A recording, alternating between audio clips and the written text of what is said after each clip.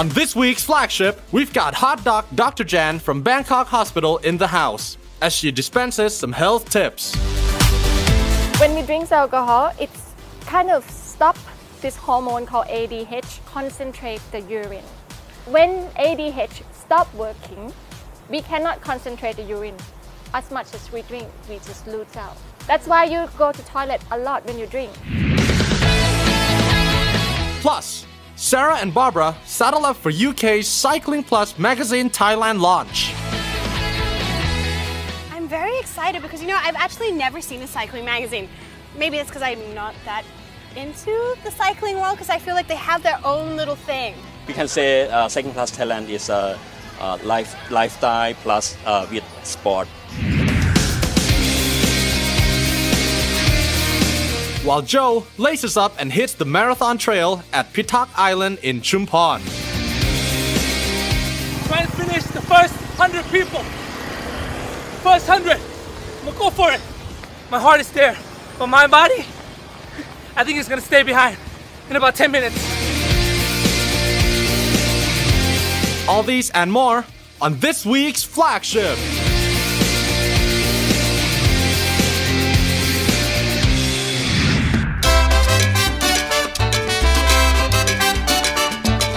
Hey guys, you're now on Flagship!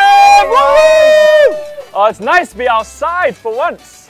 Well, we're outside all the time, Ben. It's a nice day today. It's true. I mean, it's Nice and gloomy? It's nice and gloomy, but we can actually breathe. Unlike a couple of weeks or maybe some time ago when you were in Singapore, am I correct? Oh, it was the wrong time of the year to go to Singapore. You went to Singapore during which During period? the haze season. They call it a season because it happens every year. It sounds like you're saying thing. haze season, What's but it's that? haze. It's Haze. haze. H-A-Z-E. What's the haze season? Well, it's actually an atmospheric condition where particles, dust, smoke, and moisture are stuck in the air and it obscures visibility. Oh God. For me, Yeah. it's just a big smoke. Really? just to summarize it. It's a smog. To put all that in perspective. But it's very, haze is really bad because it comes from industrial activities or farming, which is like burning of the forest. So it can be toxic. Yeah. And this year, It's very toxic to the lung as well because the particle is really fine. So it's get through your Oh, it goes into your defensive body. mechanism, yeah, so it's easy to get through the body. So Bank, what was it like? Was it? When it was there, it was just started it. So it wasn't, it was still bad. It was like 325 PSI. But before I left, it actually reached 402 levels. So did that stop you from being able to go around Singapore? Yeah. Well, Could you see? let me clarify that. When the PSI level up to 50, it's normal, Right. it's healthy. When to 100, it's moderate. To 200, it's moderate. But when reached 300 or further up, it's like hazardous now. so it's like off the scale. Yes, off the scale, it's So- off the limit. So for haze, that's how they gauge it. I mean, like Yeah. you know, when it's earthquakes, it's Richter. Am I correct? Yeah. But when it comes to haze, it's like the PSI. PSI value, yeah. Now, apparently, it's the highest in a 30-year Yeah, history. we broke 3 records in one day. That's just crazy. That's really bad. Now, when I was living in Singapore, we had to deal with the haze every year, and it was pretty bad because it's like you can actually smell the Yeah. smoke. You were breathing Really? it, and I heard this year it was so bad that it came indoors. It was Yeah, in the even malls. though I'm in the hotel, in the morning I can actually smell the burnt smell. So does it actually Of the air. hurt your throat or your eyes? Well, it does or- for some people, but for me it doesn't. But still, it's harder to breathe and you can't really see anything. See, the haze actually comes from in Southeast Asia. It comes from the farming because there were actually about 800 fires going on in Sumatra, in Indonesia, Wow. and that's where the smoke and the haze is coming from. And this year, it went as far up as the south of Thailand. So wait, when you mean 800 fires, you mean the farmers burn their farms?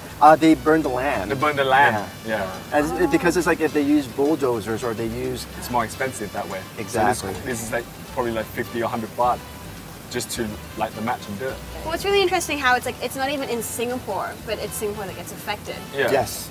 And then it becomes a global issue because I heard Malaysia being like, you guys are just being sissies. Come on, what's up? Yeah, You it's know? like, what's going on over there, man? Yeah. Well, Why are they I think complaining? it adds to the bigger situation that we have all over the world, with forest fires or how we're, I mean, these things are debatable because I think if you're doing it within reasons or within moderation is fine, but when you're doing it to this extent, what you're doing is you're actually adding to the demise of like the environment. Yeah. You know, Yeah. it's not good for the environment. It's not good for people. But I'm just wondering if this is like happening every year.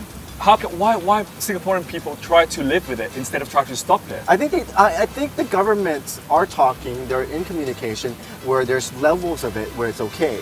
Because in the past it wasn't that bad. Yeah, but I think this year it was just ridiculous. It was off the map, off the wall. It was really bad. It was And I really think it will bad. take a long time to come to a solution or to come to an international understanding, which is always very Well, difficult. hopefully they can find like a common ground. But you know, being here in Thailand, I mean, being any big cities, it's the air's not completely clean. But believe it or not, I actually missed Bangkok when I was there. Well, because of the air. Are you the haze serious? I compared was to like, the here. air in Bangkok is so much better than this. I can't No believe I stayed that way. though during that time.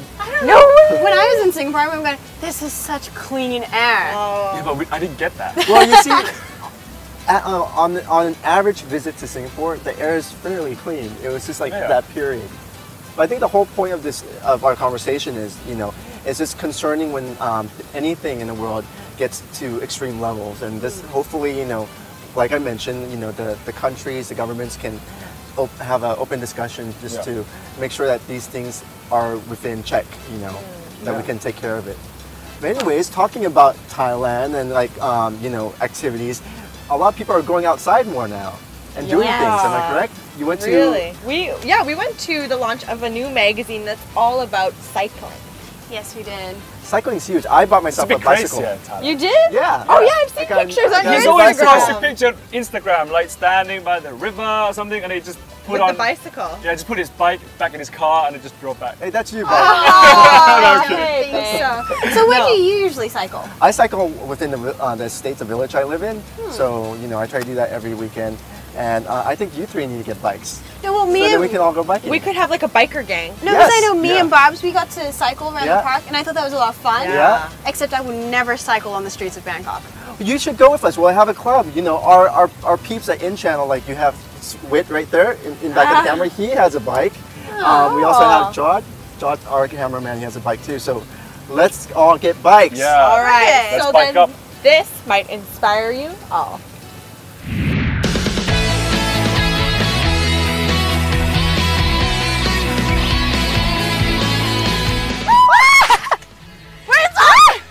Oh, hey guys! How's it going? So me and Sarah are on a relaxing bike ride today. Really? You'd call that relaxing? I'd call it more like exercise.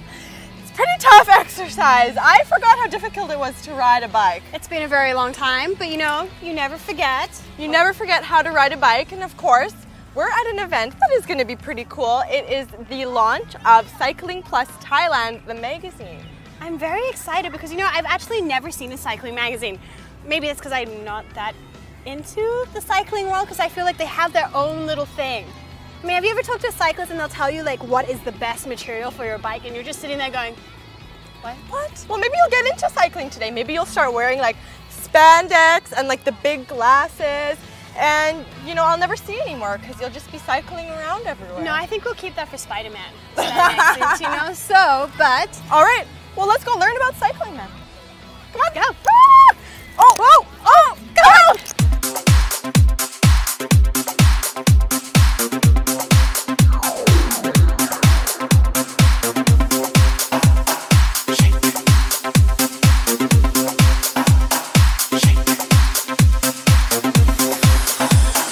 So now we are here with the editor of Cycling Plus Thailand, and this is Kun It.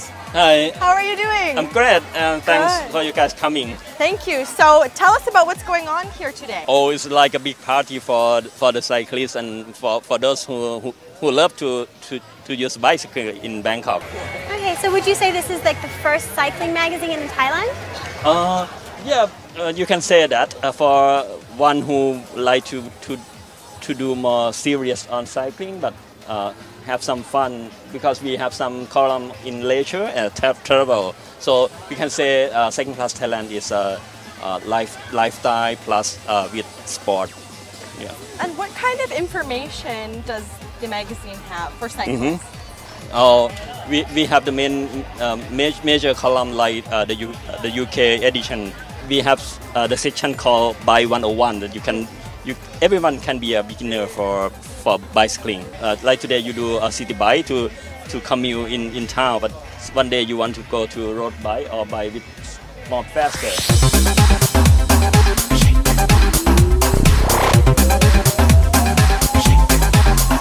Okay, so before you became involved with the magazine, are you a bicycle lover? Yeah, at the beginning from my childhood, I got a bicycle as a good friend because I grew up in the province, so I enjoy do bicycling.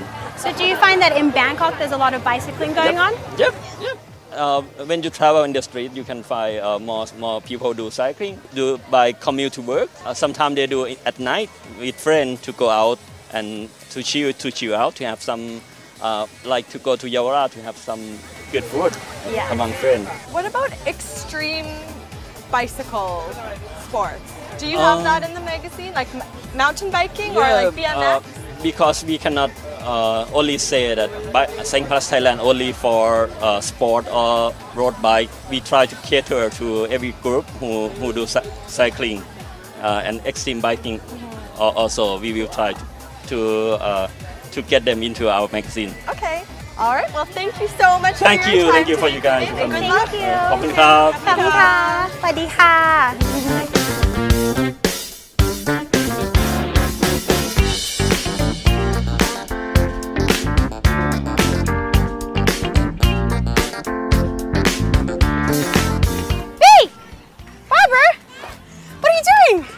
Oh, Sarah, I'm exhausted. You're exhausted? Why are you exhausted? Bike riding stuff is really difficult. It's really tough. No, it's fun. Man, look at all.